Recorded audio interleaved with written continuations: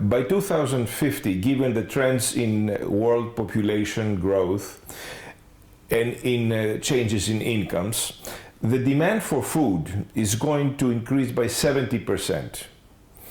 Now, the demand for food the supply of food, the quantity of food, can increase basically in two different ways. One is by expanding the land where you produce food with the same technology, or by using improved technology on the existing land.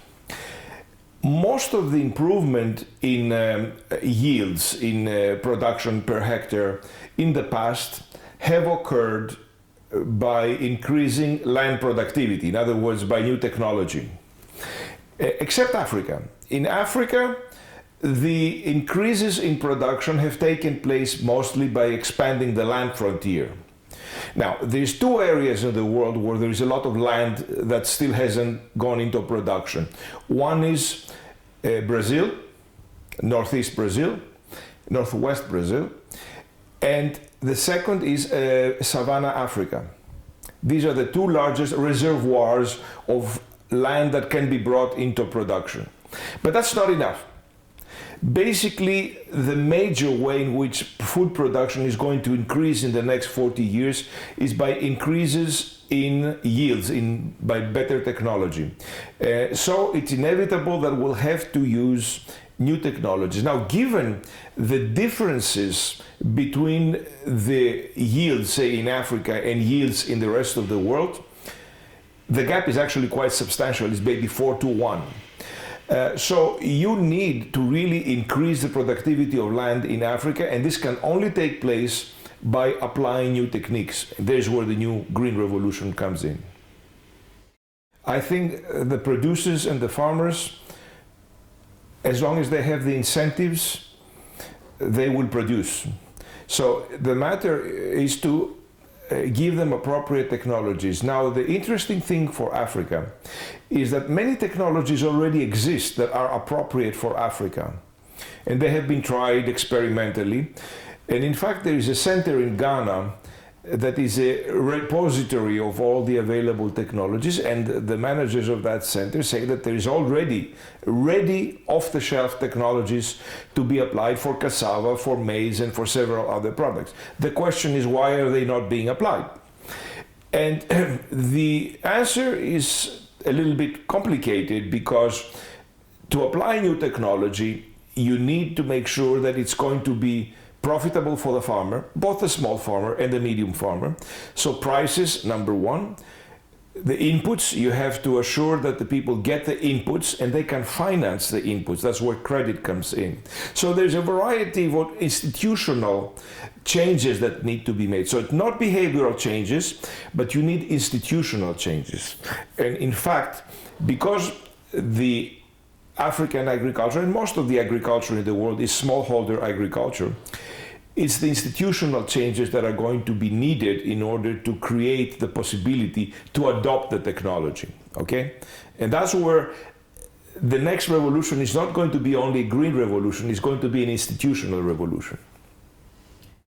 What is important is the governments realize and experiment. They should not go by a kind of rigid logic or rigid preconceived notion of what is appropriate and what is not. These types of things, because we're talking about big changes, but you're talking about changes that can really affect the whole countries. So the governments need to be bold enough to try new things. You know, China, how it started, it was a simple institutional change that China did that started this whole transformation, which is what they call the family responsibility system. They actually let the farmers decide by themselves on what to produce. That simple thing transformed China completely. And that was an institutional innovation, and the government at the time dared to try it because they didn't have that system before. So the governments in Africa need not to be afraid of trying new things. Development is not certain. Development is very uncertain. You try something, some things work, some things don't work. But you have to be willing to try. If you don't try, nothing happens.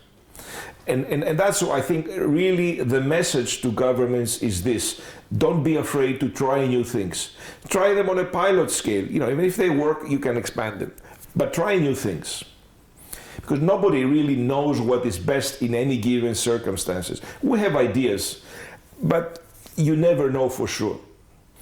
But you have to try.